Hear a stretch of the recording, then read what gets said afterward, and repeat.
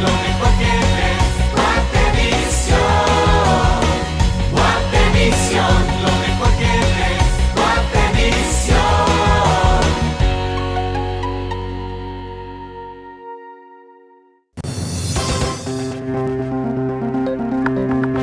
Una regulación del transporte exigen los taxistas de Guatemala ante la existencia de nuevas plataformas de servicio para la población.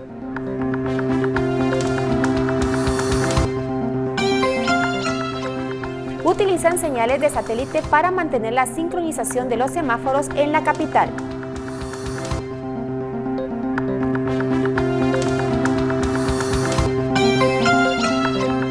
Ministro de Educación pide a la dirigencia magisterial que evite ir a huelga el próximo año.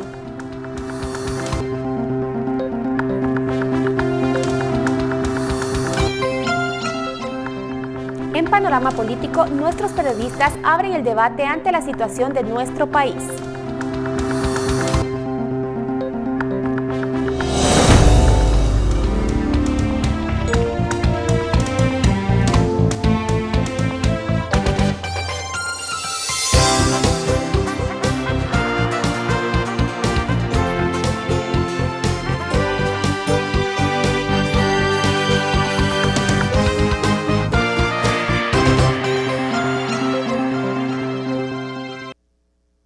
Buenas noches, los saluda Karen Beltetón con la única emisión de noticiero Guatevisión de este sábado 9 de diciembre de 2017. Empezamos inmediatamente los detalles de las noticias.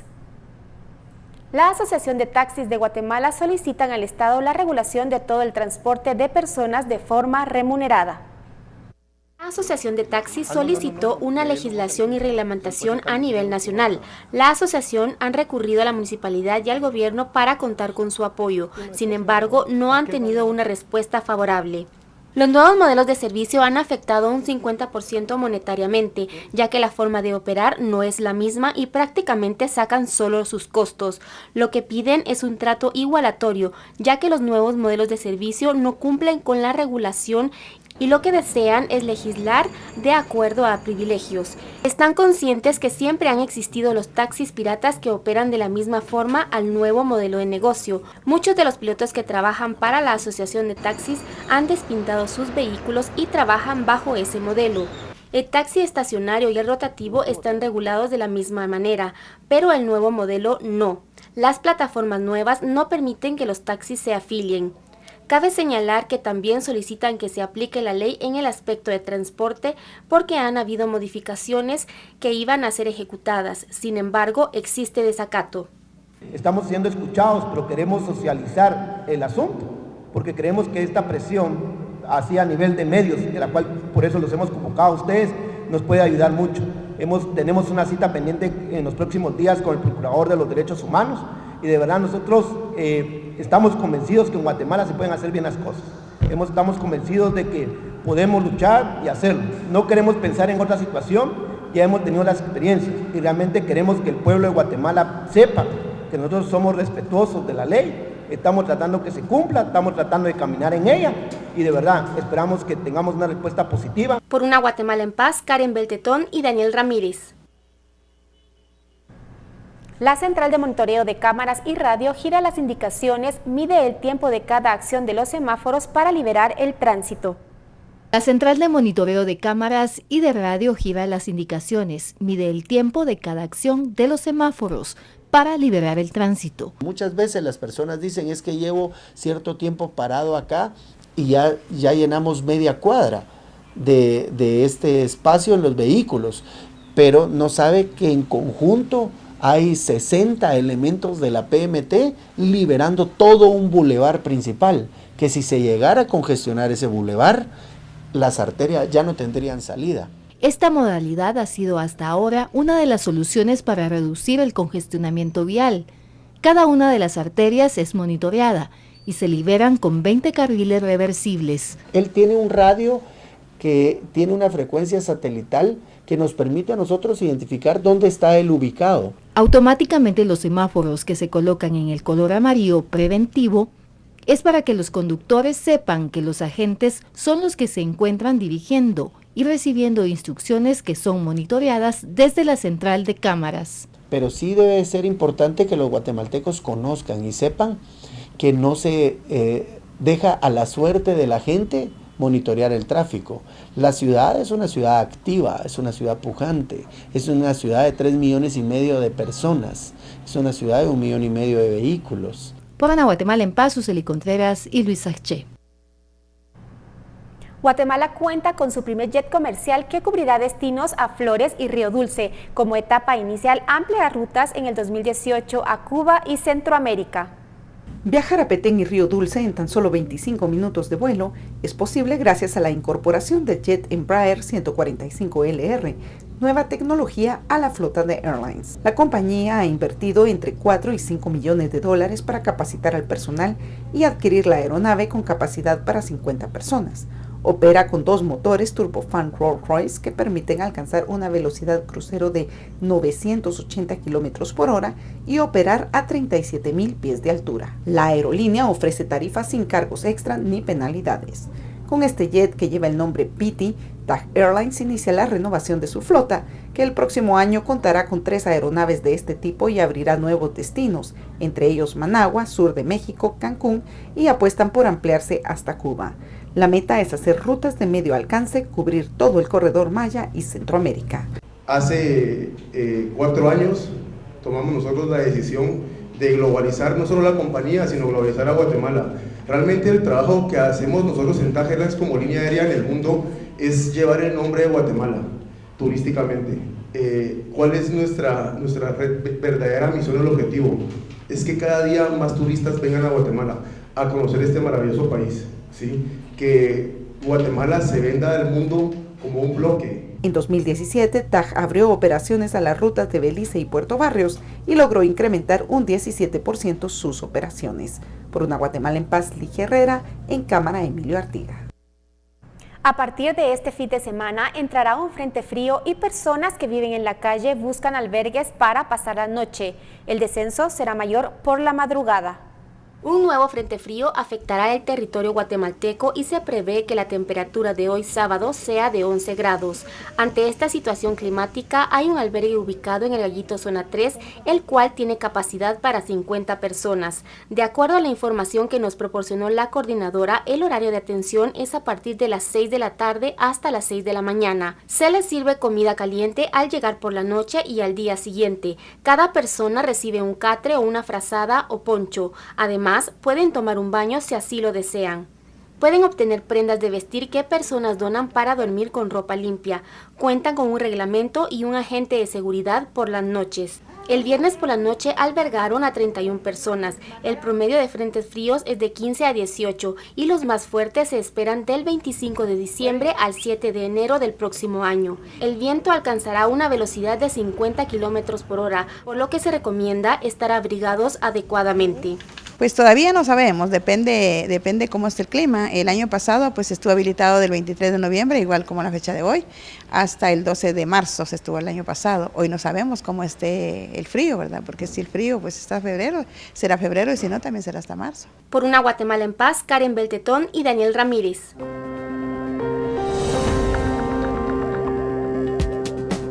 Vamos con los anunciantes. Al volver, el ministro de Educación pide a la dirigencia magisterial que no vaya al paro el próximo año.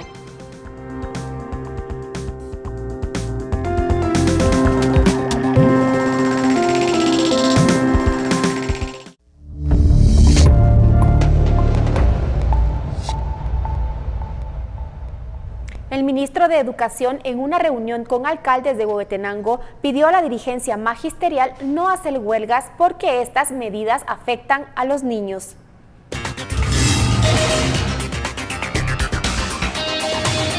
Alcaldes se quejaron por la falta de inversión en mejoras a las escuelas, la desatención al contratar docentes, una carga que han asumido los jefes ediles pese a que no les corresponde, situación que esperan mejore el otro año.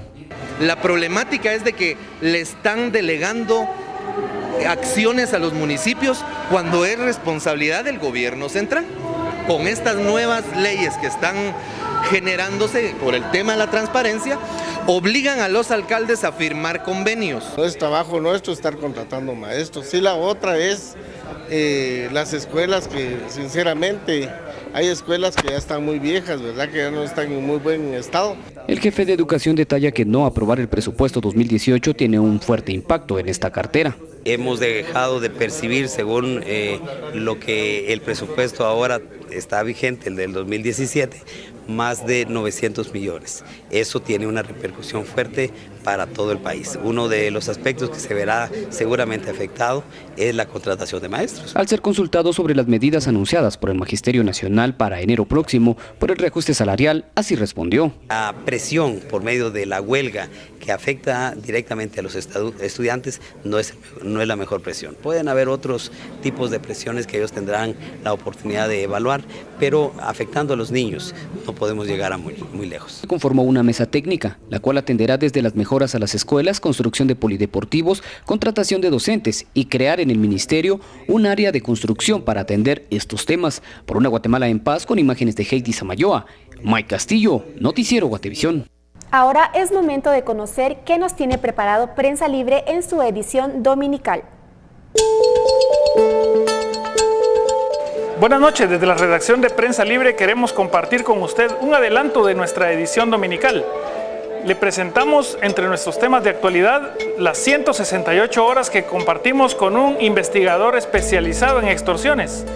Nos revela la forma en la cual este delito es seguido y combatido en nuestro país.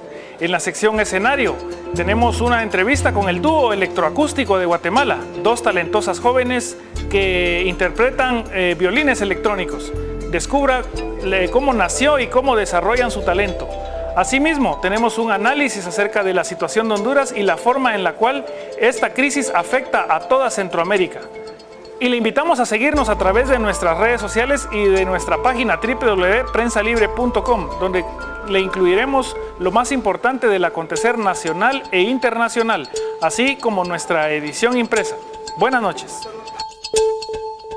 Los incendios siguen propagándose en California, donde miles de personas debieron abandonar sus casas.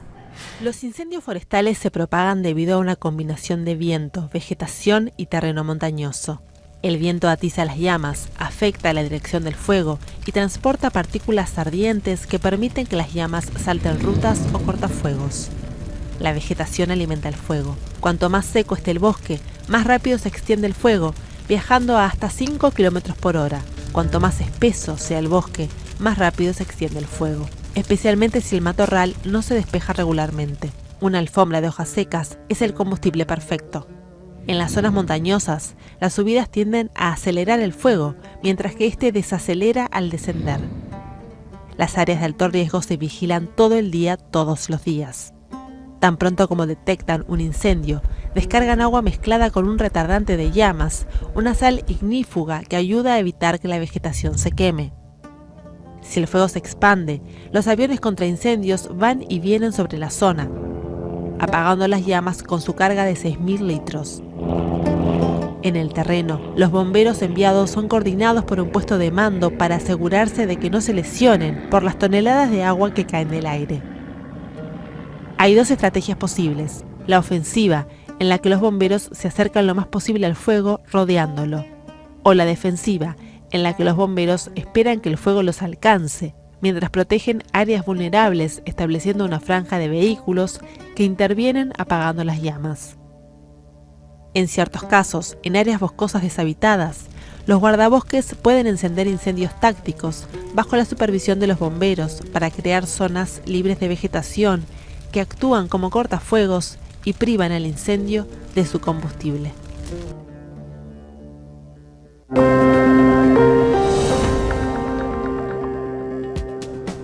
Vamos con los anunciantes y volveremos con una entrevista exclusiva a una cantante y actriz mexicana que pronto estará en Guatemala.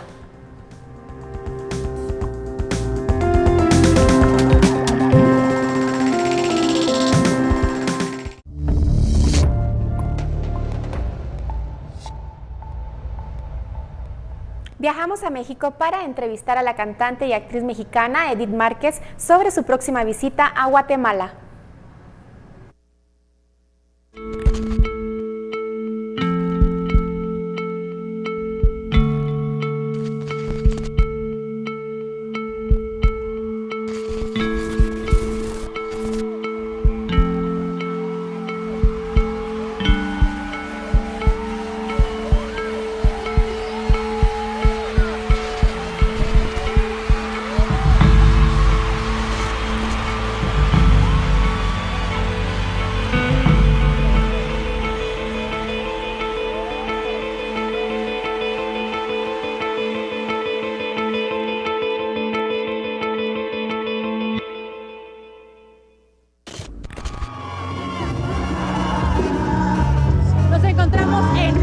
en Querétaro, en una de las ferias más importantes para todos los mexicanos, en donde Edith Márquez abrió el micrófono de este gran concierto que durará varios días. Escuchemos algunas de sus canciones.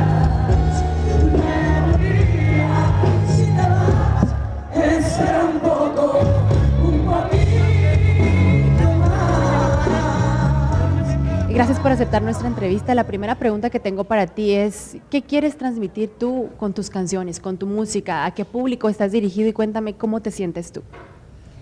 A ver, son muchas preguntas. Pues mis canciones siempre han sido de mucho desamor, más que de amor. Creo que quien más se haya identificado con las canciones son sin duda las mujeres. Y bueno, también la comunidad gay me ha seguido muy de cerca mi carrera, mi trayectoria. Y yo quiero en cada canción,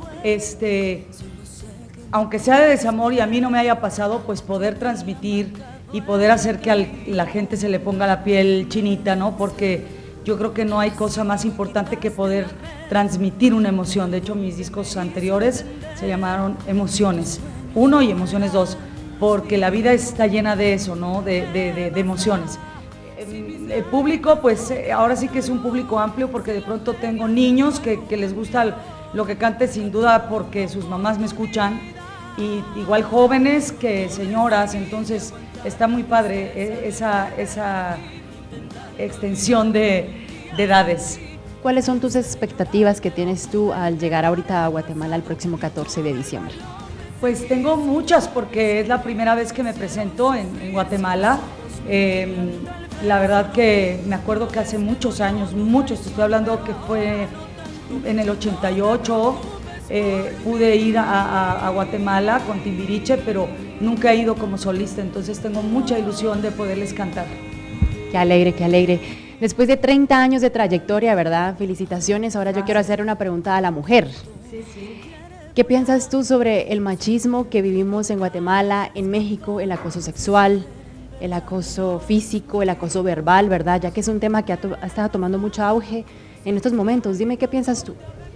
Yo creo que no es que, bueno, primeramente, pues totalmente lo veo mal, no encuentro la palabra ahorita que quería, pero creo que no es que ahora se le esté dando importancia, lo que pasa es que yo creo que ahora ya se está la gente sacando todo lo que trae dentro, ¿no? Y no callándose, y de alguna forma también exigir justicia y los derechos que tenemos las mujeres. Yo creo que esto es una cuestión de la gente, que cuando ya no se deja las mujeres, pues es cuando entonces la justicia y las autoridades y todo realmente voltean a ver qué es lo que está pasando y empiezan a tomar cartas sobre el asunto, y me parece excelente que la gente esté denunciando hoy y no se esté callando tanto esta cuestión, ¿no? Yo creo que cada día estamos en México siendo un país donde las mujeres se están empoderando, siempre y cuando yo soy a favor de esa idea, pero que no se confunda la libertad de la mujer también como con el libertinaje, ¿no? De ya puedo hacer lo que yo quiera porque yo también ya trabajo, porque yo también gano incluso hasta muchas veces más que un hombre. No, sino realmente lo que es, ¿no? El tener la libertad de expresión en las mujeres, la libertad de realizarnos y de poder salir a luchar por nuestros sueños. Eso lo veo muy bien. En el auge de tu carrera, ¿qué mensaje le podrías dar tú a tus fans, verdad, sobre este tema? Pues eso, que no se callen, que denuncien, que siempre hagan las cosas bien. Yo tengo hijos hombres y sin duda pues una parte fundamental de los padres de hoy en día, bueno, de siempre, ¿no? Pues es estos valores y estos principios que uno tiene que darle siempre a los hijos. Cuando son hombres, insisto, pues saber cómo tratar a las mujeres y demás, ¿no? Yo creo que siempre hay que estar, es una tarea difícil, pero sí se puede lograr. Edith, ¿y has sufrido tu acoso sexual durante tu carrera? No, bendito sea Dios, nunca, porque empecé muy chiquita y mis papás no me quitaban la vista de encima. Entonces mis papás siempre me acompañaron a todas partes y estuvieron muy al pendiente de mí. Eso pues jamás tendré cómo agradecérselos. simplemente un gran ejemplo, te felicito. Ahora, la última pregunta que tengo para ti es que me cuentes sobre tus proyectos para el 2018. Pues ya me meto al estudio a grabar, si Dios quiere, en enero, con un gran productor que se llama George Noriega. Va a ser un disco pop, bueno, del más o menos como Amar no es suficiente, como Duele, y creo que ya hay algunas canciones que al público le van a gustar. Y bueno, pues a la par de estar grabando el disco, estaré haciendo conciertos y después vendrá la promoción y pues lo que siempre hago, ¿no? Que es trabajar. Un concierto que va a ser muy familiar, así que cuéntale a los televidentes qué fecha exacta vas a estar y dónde y con quién vas a estar acompañada sobre todo. Así es, voy a estar con un gran compañero, con Cristian Nodal, 14 de diciembre para Z-Gas, que me hicieron el honor de invitarme en el estadio del Ejército. Ahí nos vemos, esperan más de 20,000 personas y pues podremos estar cantando muchos éxitos que el público ha hecho posibles.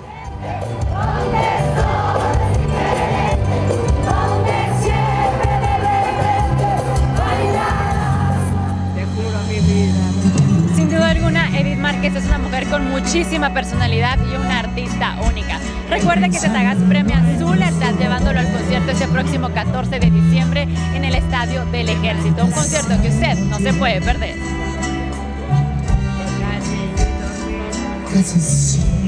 Desde Querétaro, México, por una Guatemala en paz, Melanie González y Luis Acche.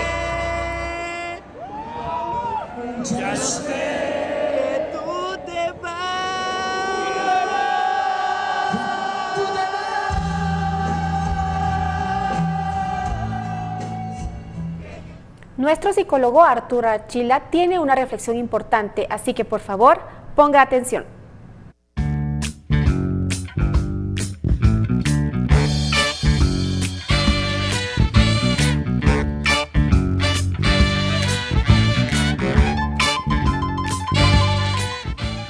Uno puede decidir tener hijos o no. Las condiciones sociales en las que vivimos son cada día más difíciles y complejas, que lo mejor es no tenerlos. Los que ya tienen hijos, suficiente, y los que no, piénsenlo muy bien. Esta es una decisión personal, entendemos bien eso, pero no hay que ser muy inteligente para darse cuenta que el mundo actual no es apto para niños. Una economía precaria, falta de oportunidad para ganarse la vida, violencia cotidiana, drogas a la orden del día, enajenación de consumo y una sociedad mundial en su mayoría enferma e inescrupulosa. Todas son señales que nos indican con suma claridad que traer hijos a este mundo es inhumano. Pero si a pesar de todo, de la pobreza y la violencia, decidimos tener hijos, es importante saber que los niños aprenden fundamentalmente por imitación y que sus primeros modelos de conducta son sus padres. Si somos inseguros, temerosos, irascibles, quejumbrosos, de malos hábitos, con mal carácter, como dicen, ¿para qué reproducir en un hijo lo que no está bien en nosotros? No puede haber amor si traemos hijos a un mundo con pocas garantías. Esto nos puede parecer dramático o exagerado, pero no lo es. Basta sentarnos a ver el mundo y a uno mismo y se comprende muy bien que hemos creado un mundo no apto para niños.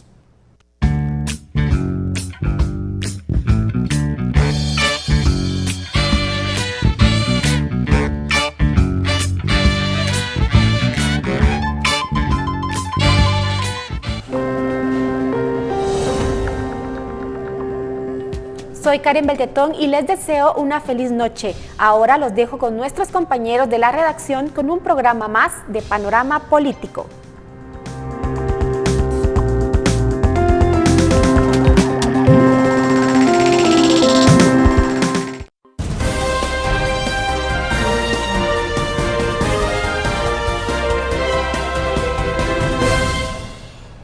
buenas noches, bienvenidos a Panorama Político de Noticiero Guatevisión. Esta noche nos acompaña nuestro analista invitado Ronald Ochaeta. También tenemos a Dulce Rivera, ella es periodista de política del noticiero, y también Otto Ángel, nuestro jefe de redacción. Es para nosotros un gusto acompañarlos esta noche para hablar de los temas coyunturales de la semana y, por qué no, arrancar con este pacto de corruptos que se vio prácticamente frustrado en el Congreso de la República a la hora de elegir la Junta Directiva.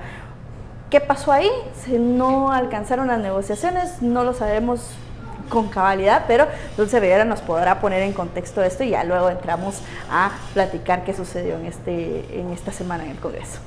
Sí, bueno, las alianzas prácticamente que se han visto durante todo este año, encabezada por FCN, Alianza Ciudadana, Movimiento Reformador, todos y UCN, pues al final de cuentas tampoco es que esté tan sólida, que de un momento a otro, cuando no logran lo que ellos quieren, se rompen.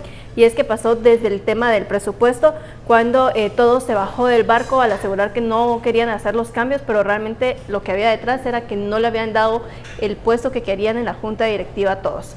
¿Qué pasa esta semana con la Junta Directiva? Pues lo mismo, se propone una planilla, primero una planilla muy cuestionada porque nunca se presentó antes, fue de último momento cuando empiezan a dar los nombres, y la sorpresa, por ejemplo, Estuardo Galdames, un nombre muy vinculado con el Partido Patriota, Otto Pérez Molina, para hacer un poco de mención, y también Alejandra Carrillo, otra persona muy vinculada con Roxana Valdetti. Entonces, la sorpresa de este pacto de corruptos, como le han denominado, era que había una planilla afín a estas personas que están siendo acusadas por actos de corrupción, y que su batalla iba a ser prácticamente confrontar al Ministerio Público y a la CICIG.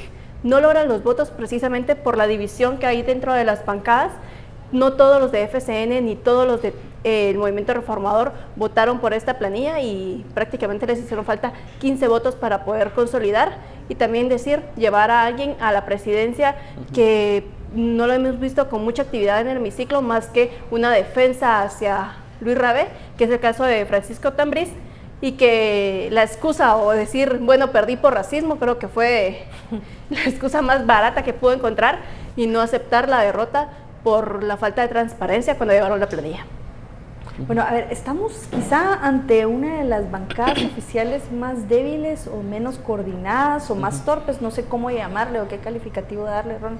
Sí, yo creo que al final la bancada FCN, entendamos cómo ingresa al Congreso cuando son las elecciones de 2015, entran con 11 diputados. De estos 11 diputados, habían diputados que de alguna manera estaban señalados ya de por sí en el proceso electoral 2015, acordémonos del caso del diputado, se me está olvidando su nombre, que está procesado o investigado por el caso de Cobán. Sí, Ovalle, diputado Ovalle. Entonces, tenemos este tipo de personajes que entran a la escena política con cero experiencia parlamentaria, y tenemos personajes como Javier Hernández, que también es su primera legislatura, ¿no? Pero entonces, que ya aprendió las mañas. Correcto, entonces eso se aprende súper rápido, digo, en el Congreso, pero de ahí entendemos de que hay tres vertientes de partidos políticos tradicionales como Líder, Patriota, ¿verdad? Y incluso arrastraron exdiputados que ya vienen desde hace bastantes legislaturas hacia la bancada. Entonces, principalmente estas vertientes, es decir, políticos viejos, políticos vinculados al Líder y políticos vinculados a Patriota, se suman a las fuerzas de FCN. Entonces se configura ahí, creo que la génesis del primer pacto de corruptos, es decir, la primera bancada que lo que buscaba era ser la bancada mayoritaria para competirle el espacio a la UNE, y ¿no? que fue la primera contradicción que le dieron al presidente Jimmy Morales cuando él, el día que anuncian su triunfo, él viene y dice, no, vamos a aceptar tránsfugas en la bancada, y es lo primero que hace de parte de la bancada oficial. Correcto, entonces aparte él no tiene operadores, o sea, seamos bien honestos, él dentro de la bancada no tiene operadores políticos como sí los tiene otras bancadas, como por ejemplo la UNE, ¿verdad? Que podemos identificar algunos diputados que de alguna manera sí tienen la capacidad de generar alianzas con otras bancadas, incluso hacia lo externo del Congreso, pero FCN no tiene esas capacidades. Es decir, incluso se ha dicho de que FCN es una bancada que no apoya incluso a los otros ministerios, a menos que empiecen a hacer transacciones clientelares con los propios ministros, es decir, o sea, a ciertos ministros los apoyan, a ciertos ministros no. Por ejemplo, acordémonos del caso de la interpelación del ministro de Gobernación, que en todo caso llega al Pleno y no se le hace una defensa oficiosa como sí ocurrió con el caso del ministro de Agricultura, que no llegó al final su proceso de antejuicio. Entonces hay como varias formas en cómo uno va entendiendo de que la bancada FCN como tal articula en función de los intereses clientelares y corruptos que puedan tener a lo interno, y que al mismo tiempo ellos fueron como los autores intelectuales de la construcción del pacto de corruptos con los otros partidos políticos luego del caso del proceso de antejuicio contra Jimmy Morales. Entonces, démonos cuenta de cómo de alguna manera el Congreso en sí mismo es su naturaleza es también hacer pactos cada 24 horas, los pactos se van y vienen, pero este ha sido, creo que dentro de la legislatura de estos últimos 2 años el pacto de corruptos ha sido lo más sostenido que hemos tenido como una configuración de fuerzas dentro del Congreso, no necesariamente para legislar cosas buenas, sino simple y sencillamente para defender sus intereses. Sí, yo creo que es evidente que incluso en ser malos han sido muy malos. No saben hacer las cosas. Sí, a ver, con la logró paralizar, recuerdo yo, con la configuración que tenía este pacto, quitémosle el corrupto por algunos momentos, pudieron haber generado una aplanadora que en la práctica les hubiese beneficiado, pero también les podía beneficiar a los proyectos del presidente, y no pasó nada. O sea, después de las derrotas que tuvieron en septiembre, bien pudieron haber definido una agenda para sus propios intereses que pudieron ser oscuros, digamos, y comenzar a pasar. Digamos que cosas que incluso podían maquillar y no lo hicieron. ¿Quién tiene la culpa de esto? Bueno, en primera instancia sí, creo que la gran conclusión es Jimmy Morales, que yo puedo entender el argumento de independencia de poderes, pero la operación política es algo muy normal y ya está legítimo en cualquier democracia. El presidente puede tener interlocutores con las fuerzas del legislativo, pero el presidente o no los ha tenido o los que tiene son muy malos. Son bastante malos.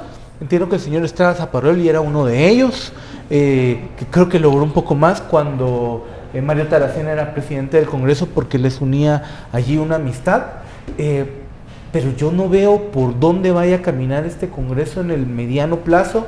Este tema de la Junta Directiva, que debió resolverse incluso antes del presupuesto, si fue un error de Javier Hernández o de quien convenció a Javier Hernández que él tenía que ser el presidente del Congreso para la próxima legislatura, pero no hubo movilidad sino hasta esta semana y dentro de ellos mismos no se convencen. Yo creo que vamos a llegar al 14 de enero sin una junta directiva y eso puede bloquear el resto del paso del Congreso entre enero y febrero, cuando para el Ejecutivo es importante la discusión de la readecuación presupuestaria, los préstamos, los bonos que van a tener que pasar para hacer funcional el Ejecutivo el próximo año. Bueno, pero por ejemplo, aún con una junta directiva sólida ya armada para esas fechas, pero tampoco hay una bancada oficial que sea como muy dada a poner o a allanarle el camino al presidente. Pero creo que ya tenemos que sacar de la ecuación la expectativa de que debe haber una bancada oficial que le permita al presidente articular cosas. No la hay. Y no la va a haber en 2018 y mucho menos en 2019, cuando los diputados van a tratar de ir a rescatar sus curules a cada uno de sus distritos. Yo creo que ya en todos los entes que tengan que ver con análisis político de la coyuntura, reclamarle a la presidencia la necesidad de una bancada que le articule. Ya ese barco partió hace mucho tiempo. A ver, ya para ir finalizando el bloque, ¿cuáles son los perfiles que podemos ver, como visualizar para la Junta Directiva, quizá los más fuertes para el otro año? Bueno, todo va cambiando, incluso fue algo irónico que unos días atrás era Álvaro Arzú, luego fue Francisco Tambriz, suena también Manuel Conde Orellana, que incluso de Manuel Conde Orellana lo que dicen es que hay una deuda pendiente que tiene Jimmy Morales con él y que por eso podría ser el candidato oficial, y también podemos ver otros candidatos que no son tan fuertes pero que sí podrían recibir parte de ese apoyo, teniendo en cuenta, por ejemplo, Julio Xcamey, que es de la UNE, que tendría votos suficientes de la UNE, y si logran hacer lo que hicieron en el primer año de dejar fuera a FCN, posiblemente se le pudiera unir todos MR y las bancadas pequeñas que desde el principio pues han estado como que un poco aliados del lado de la UNE en contra de este pacto que se habría fraguado con otras bancadas. A ver, va a estar interesante el escenario. Ahora vamos a un corte comercial, a regresar seguiremos hablando del Congreso de la República y también otras situaciones que se dan en la coyuntura política nacional.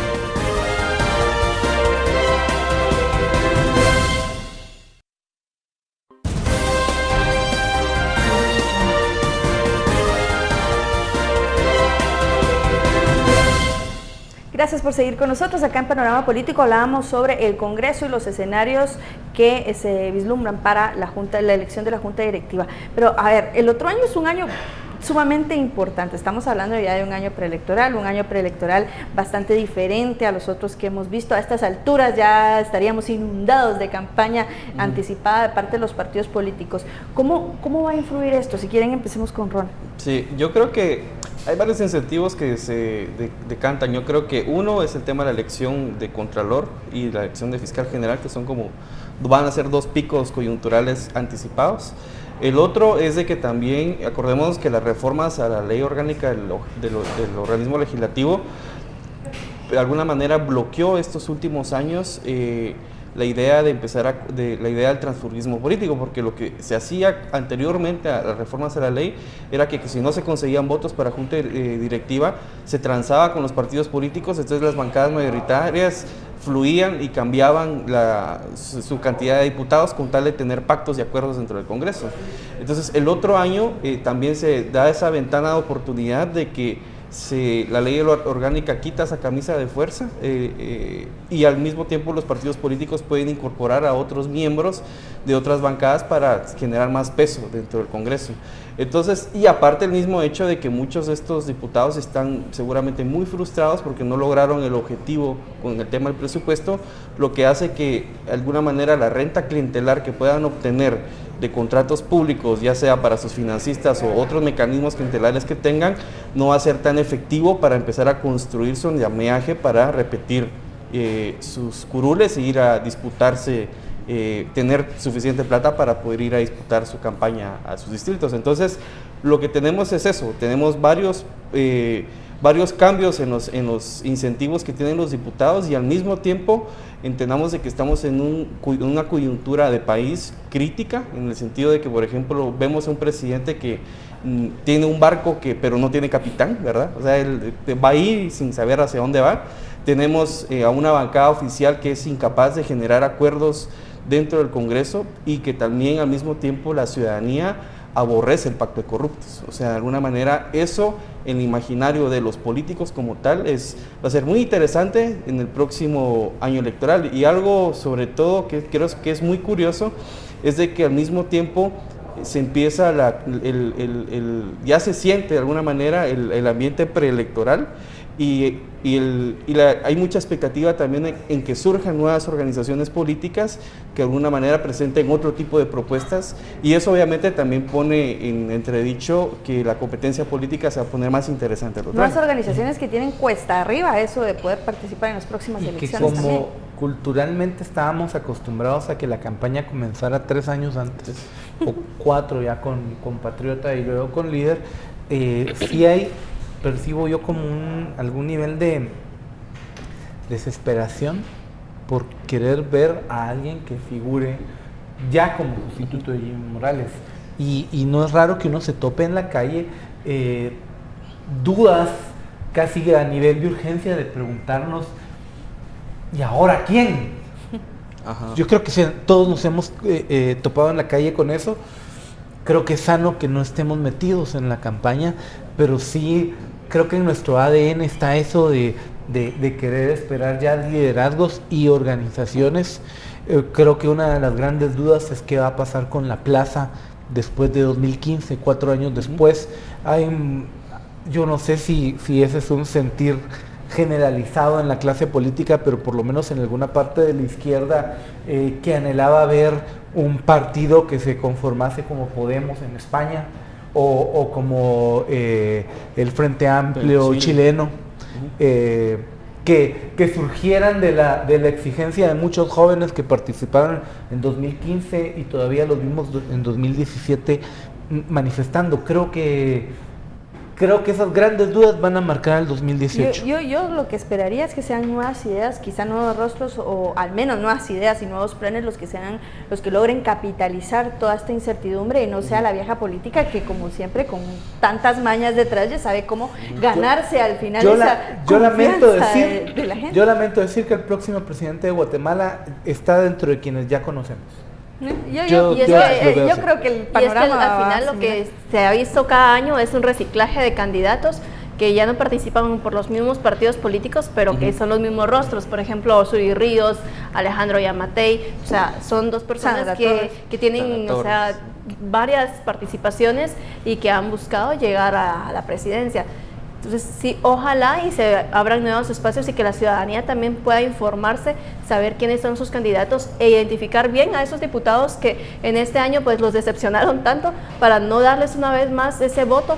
Y principalmente lo que tenemos que pelear también un poco es esa reforma de la ley electoral, porque precisamente no se puede cambiar a los diputados si los listados no son abiertos, por ejemplo, si se va a seguir votando por partidos políticos, porque van a seguir siendo beneficiados aquellos que logren las primeras casillas, que como muchos sabemos, al final de cuentas también afecta porque cobran por ello o tienen que estar dando ciertas prebendas para ocupar esos lugares, ¿verdad? Transaccional completamente. Ahora, ojo, que no nos tenemos que ver también en el espejo de Honduras si no llegar a esa situación, o sea, el campo allanado tampoco es que nos deje tan libres de reflejarnos en ellos, ¿no? Yo creo que sí, obviamente hay que ver siempre a los vecinos, o sea, igual en el caso de Salvador y Honduras vemos de que están pasando cosas interesantes. En El Salvador está creciendo la imagen de Nayib Bukele, que de alguna manera es la antítesis de todos estos partidos políticos tradicionales que de alguna medida han traicionado el electorado. Entonces Nayib, él surge como justamente un joven que de alguna manera está arrasando en las encuestas de opinión y posiblemente él sea el candidato presidencial y que cambie el panorama completo. Pero vemos el caso desafortunado de Honduras, donde donde la tradición autoritaria caudillista está cobrando sus frutos y todo el mundo denuncia de que hay fraude electoral y a la fecha hay muchísima incertidumbre de qué va a pasar con el país.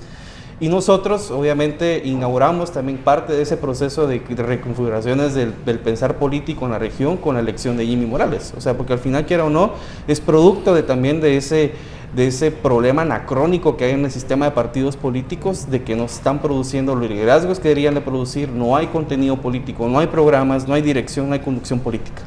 Y eso es un problema regional, ¿verdad? Entonces, quiera o no, existe el miedo o el coco de decir, bueno, podemos generar inestabilidad en la región o que por ejemplo podamos tener algún gobierno autoritario en Guatemala, que es creo que el miedo de muchos de nosotros, porque la misma fragilidad del sistema de partidos políticos lo que nos hace es tener poca claridad de cómo podemos elegir personas que sí realmente le apuesten a la transformación del país.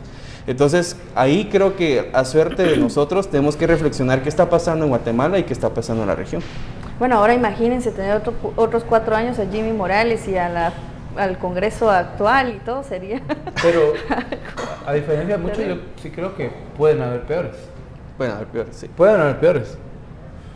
O sea, Jimmy Morales tiene un problema de conducción política bastante yo creo que Jimmy Morales supone un avance en función de lo que ya conocimos de Otto Pérez Molina. Debió haber sido un gobierno de transición. Lo malo es que no se estanquen tampoco las discusiones. Solo ya se nos terminó este bloque. Rápidamente vamos al corte comercial y a regresar vamos a hablar de una ley muy importante que surge en los Estados Unidos para sancionar a los políticos corruptos y a todas las personas que están vinculadas en corrupción en nuestro país.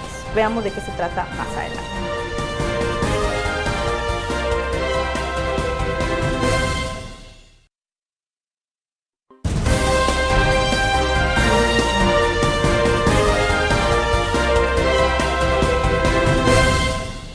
Gracias por seguir con nosotros. Acá en Panorama Político hablábamos un poco sobre la situación en el Congreso, cuáles son los panoramas para el próximo año, pero ahora vamos a entrar a un bloque bastante interesante sobre algo que ocurrió recientemente el jueves por la noche, que es que ya se anuncia oficialmente la fecha para la aplicación de la ley Manesky acá en Guatemala, que es prácticamente poner en una lista negra a todas las personas involucradas en corrupción. Comenzará a llenarse esa lista del 11 al 31 de diciembre, así que ¿habrán sorpresas? ¿No habrán sorpresas? ¿Qué es es lo que se puede esperar con esta ley?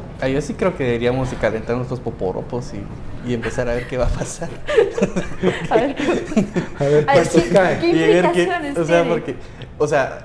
En el caso, por ejemplo, si queremos explicarle un poco a la audiencia, la ley Magnitsky nace, por ejemplo, después del caso de un auditor ruso que al final contribuyó a investigaciones sobre violaciones a derechos humanos y de corrupción producto de transacciones anómalas que se hacían dentro del gobierno ruso. Entonces, él muere de una manera muy fea, por decirlo así. A él prácticamente lo golpearon y tenía problemas médicos fuertes en la cárcel en Rusia. Entonces, lo que hace el gobierno de Estados Unidos de alguna manera es tratar de empezar a ver cómo controlar el flujo de capital que viene producto de lavado de corrupción, y al mismo tiempo hacer sanciones políticas más fuertes contra el gobierno ruso, ¿verdad? Dada esta coyuntura. Entonces, a partir de 2012 se empieza a aplicar esta ley a funcionarios rusos en su inicio. Luego se hizo en el caso de personas muy cercanas al régimen de Maduro, ¿verdad? Y al régimen venezolano en general, donde se empezó a retirar las visas a funcionarios, a congelar activos, a congelar bienes que habían adquirido de manera ilícita. Y esto al final lo que ha generado es de que el gobierno de Estados Unidos tiene una herramienta, si lo queremos ver en el ámbito diplomático, muy fuerte, ¿verdad?, para sancionar a personas que estén involucradas en casos de corrupción y violaciones de derechos humanos. Entonces, aplicar la ley en Guatemala, entonces eso prácticamente veríamos con la posibilidad de ver a diputados, a funcionarios, a personas del sector privado que estén o hayan estado involucrados en procesos de corrupción. Lo interesante es de que la ley Magnitsky se aplica cuando el gobierno de Estados Unidos tiene pruebas de que estas personas tienen vínculos con el crimen organizado y tienen pruebas también con dinero y activo que le pertenecen a estas personas. O sea, no únicamente la sospecha, así no como sospecha. Un proceso que está en los tribunales, sino que ya hubo un proceso de investigación previo. En su mayoría, por ejemplo, se logra comprobar que tienen vinculación directa con este tipo de actividades ilícitas. Entonces, eso también ha hecho de que se hagan persecuciones penales en otros países del mundo frente a este tipo de personajes, porque lo que hace el gobierno de Estados Unidos es exponer al final a figuras públicas, gente que está cerca de la toma de decisión, o financistas, ¿verdad?, o empresarios que están cercanos a estos gobiernos y que están cometiendo violaciones de derechos humanos o que están cometiendo corrupción en sus países. Lo que hay que tener en cuenta es que, a ver, Ronald citaba dos ejemplos muy claros de sanciones, primero a Rusia y luego a Venezuela. Cuando Estados Unidos sanciona a algún ruso y que es una reprimenda diplomática hacia el gobierno ruso, pues estás viendo la pelea de dos potencias, y el gobierno ruso pues se puede sostener. En el caso venezolano pues tiene una estructura, ya conocemos, el gobierno de Nicolás Maduro, heredero de la administración de Hugo Chávez, que cuando se ejercen este tipo de sanciones, aunque duelen, pues se sostienen estos gobiernos, tienen la capacidad económica, venida menos en el caso venezolano, para poder soportar una sanción norteamericana de este tamaño. Será muy curioso ver si se aplica a partir del próximo lunes una sanción que en efecto tiene un carácter más político, diplomático que económico, del gobierno norteamericano a un funcionario guatemalteco o a un congresista guatemalteco o a un empresario guatemalteco. Creo que no tenemos los cimientos para soportar un golpe así como sí lo puede tener Venezuela o Rusia. Así que, en efecto, es de sacar los poporopos y sentarse y hasta preocuparse, porque no sabemos a quién le vaya a pegar o a quiénes le vaya a pegar. ¿Y cuáles van a ser las reacciones? ¿Cuáles van a ser las reacciones?